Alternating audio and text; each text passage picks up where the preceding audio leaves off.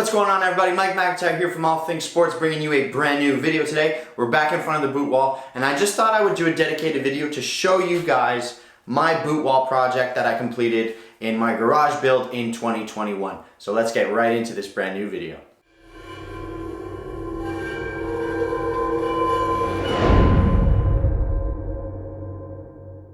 Alright guys, what's going on? Mike McIntyre, All Things Sports. Thank you for stopping by as always. Before we begin, please hit that subscribe button, hit the bell notification, hit the like button. We want to get this video out there. We want to get more people subscribed to the channel so we can bring you bigger and better things. So please hit those buttons for me. And then let's get into this video here. I'm doing a review video here to show off my boot wall project. Just a video dedicated specifically to this.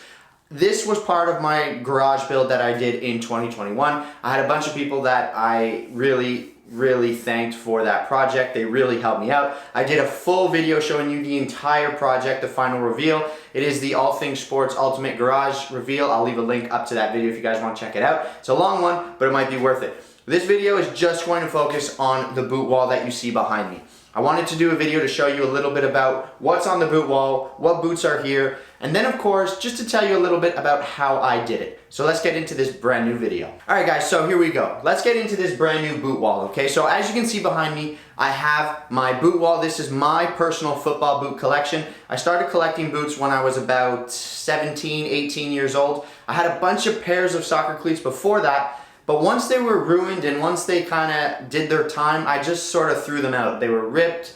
They no longer, you know, they weren't good. I couldn't wear them. They were ripped or whatever. They were destroyed. So I just didn't keep them. But at one point I thought to myself, you know, it would have been really cool had I kept all of my boots and one day had a display for them.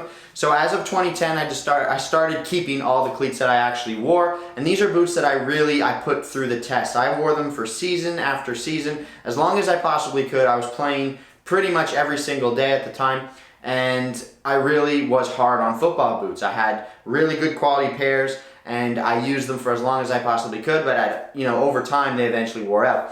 So I did decide to keep them, and I've put together a little display in my garage finally as I've gotten older that I can actually show off the collection of boots that I have here. So the wall was pretty simple. I had a space in the garage that I wanted. So I thought of a system where I could have these rows of boots, and I looked online, I tried to see what people did for collections, and one of the simplest ways was to just have them hanging as you see here. And I think this is what most locker rooms do and equipment managers do with pro clubs. They have a space dedicated to boots and they just hang them like you see here so that they can dry, so that they can clean them, so that the players can go access them easily. And I think it actually looks pretty good too. It's quite the display when you're in here and you're looking at them, and all the colors definitely bring some vibrancy to the display. So it is just a piece of pegboard. I cut it to fit the wall space that I had, and I wanted to get as many boots as I possibly could in the rows.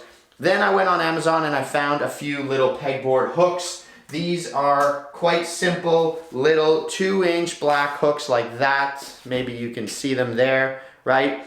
And they just fit into the pegboard. They're 2 inches long. I fit them in, push them into the pegboard, and boom, there you go. I did spend a little bit of time figuring out exactly how I wanted to display the boots. Obviously, that's a little bit more personal preference, but I think this way works because I wanted to get as many pairs as I possibly could. So I ended up using 6 pegboard holes between pairs, right? So you have one hole here, and I went 1, 2, 3, 4, 5, and on the 6th one, I would set up the next pair. And then I have 10 pegboard holes, 1, 2, 3, 4, 5, 6, 7, 8, 9, 10, to the next row. That was the way I laid them out. I thought it was good spacing. It visually looks good. You know, there's a clear defined pair here, and then a small space and clear defined pair here, and so on and so forth. And now I can just take you through some of the boots to show you which ones I have. Now I've done this before, but let's go through it again. We'll do this really quickly. Alright, so let's start up at the top. Right there, those are a pair of 2006 Nike Tiempo Legend 2s. I've had those for a long time. They've been a really great pair. Next to it, we have a pair of OG Predator Absolute, the Adidas Predator. I had a bunch of those, but unfortunately I did get rid of some of them. Those are the blue colorway from 2006. The next one is the Adidas Predator Power Swerve. Once again, I did have multiple pairs of those, but unfortunately they wore out and I had thrown them out. So that pair is from 2008. This is a pair of Nike Mercurial Vapor 5s, I think they are. I think they're the 5s now. I don't even remember because we've had so many generations. But those came out in 2010. One of my favorite colorways. They're a black, white, and pink. And they had the little cover over the laces. Those came out in 2010. These are the Puma Evo Power Vigors, the 4th generation of the Evo Power. Those came out, I think, in 2015, I think it was, or 16. Even 17 now, I don't even remember. But I really like those, but unfortunately you can see right there, one of the studs broke. So I'll never be able to wear them again, but those, I was a huge fan of those. I thought they were the best generation of the Evo Power. Then let's go back over here to this side of the wall. So that is right there, a Predator X from 2009, 2010, 2009, 2010. That's another pair of Adidas Predator X's. Those are the Special Champions League versions. Then you have a pair of Adidas Predator Adi Power right here. Those are really, really good. It was kind of the first time that we really saw the Predator become a very modern, lightweight boot thanks to the sole plate that you see right there, the speed frame. And they did keep the bladed studs on that generation, which I wasn't a fan of, and that is why on the next version, the Predator LZ, we went to these sort of more conical shaped. I know they're triangles, but they're a little bit more grippy in different surfaces and stuff like that, and they really do offer plenty of traction.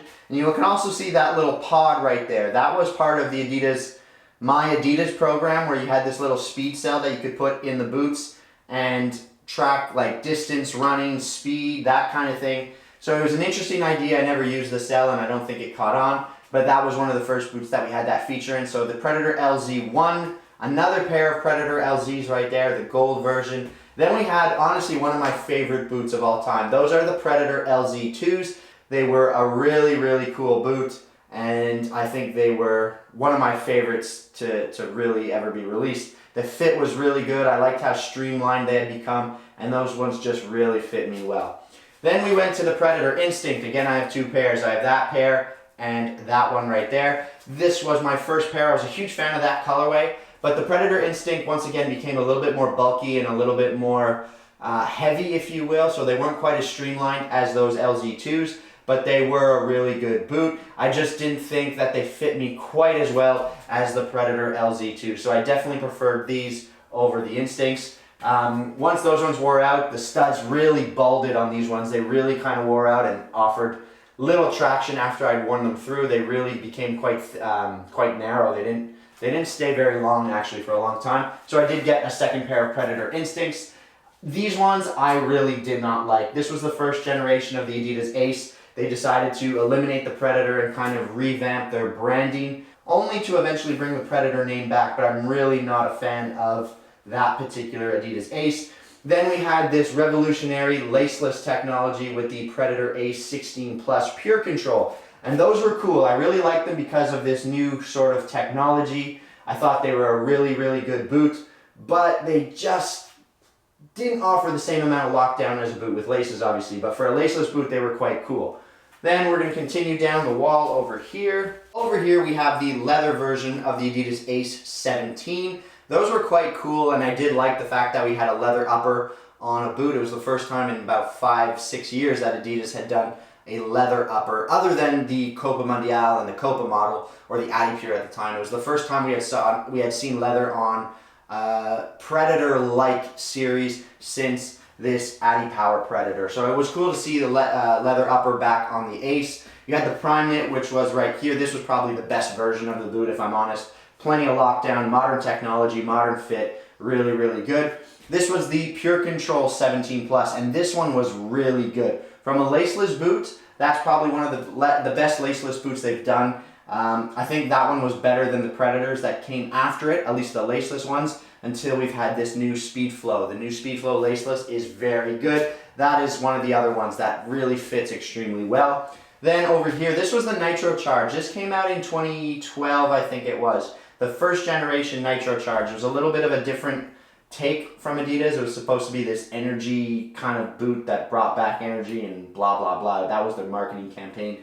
But I liked the boot. It just didn't quite fit. It didn't fit me quite as well as the LZ and the LZ2s. I had these pairs at the same time as the Nitro Charges, and I liked the Nitro Charges, but they didn't fit quite as well as the Predators. So But they were a good boot to have, and the second generation was appalling. They really killed the boot. It only lasted 2 generations, and I think that's because the second one was so bad. That one was pretty good, but the second one was awful. This one is the Adidas F50 Adi Zero, the second generation at the time, and this was the leather upper. Messi wore these in the 2011 Champions League final against Man United. Those are a really, really good boot. They were probably one of the most popular boots at the time, and probably still are. All modern speed boots can really give thanks to this pair right here because they kind of came from that one right there. So that was really one of the best speed boots of the last 10, 12 years for sure.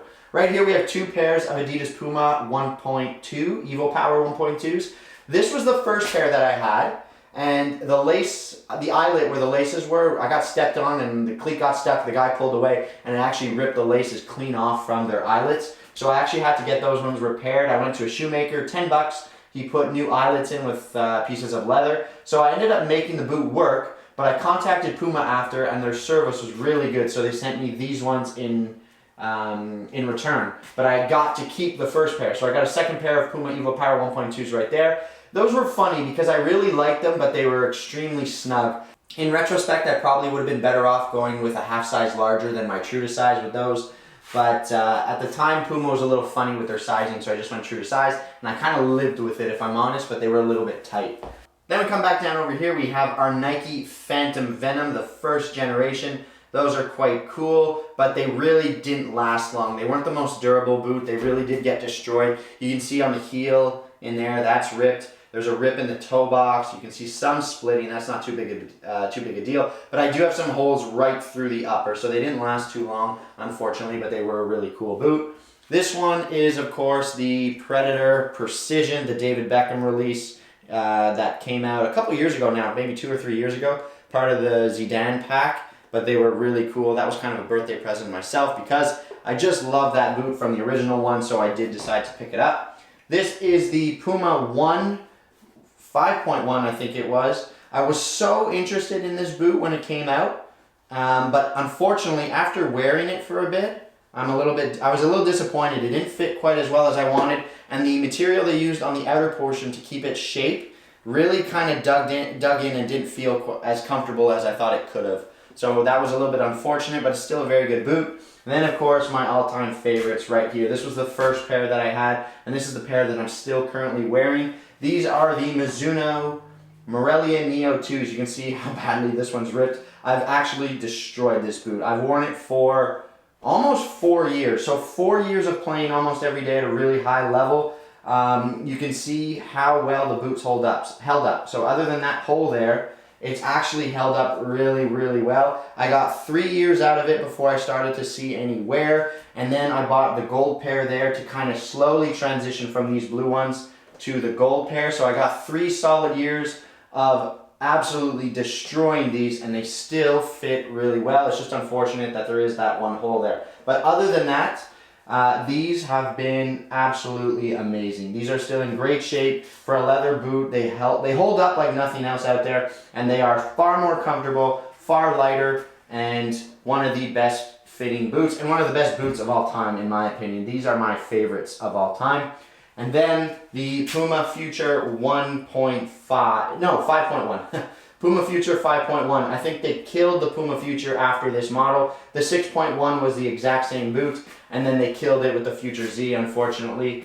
But that is my collection. So there you have it, guys. There's my review and sort of process on how I put together the boot wall. My personal collection. I took you through all the boots. And just let me know if you guys have any questions, any comments. Please leave those down below in the comment section. Share the video. I'd love to get this out there. Hit the subscribe button. Hit the bell notification. Subscribe to the channel. Thanks for watching. Mike McIntyre, All Things Sports. Signing off for now. Catch you guys in the next one. And until then, take care. Peace.